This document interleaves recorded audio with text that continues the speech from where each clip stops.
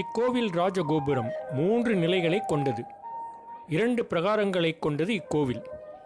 மூலவர் விஜயராகவ பெருமாள் வீற்றிருந்த திருக்கோலம்.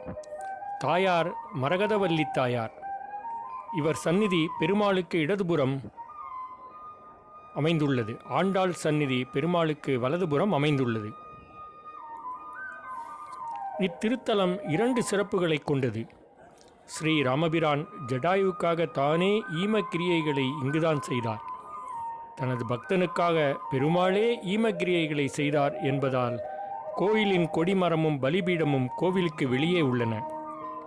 இங்குள்ள தாயார் குழந்தை வரம் அருளும் தாயார்.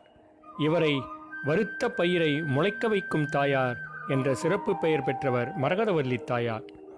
இனி இந்த 2 சிறப்புகளையும் காண்போம்.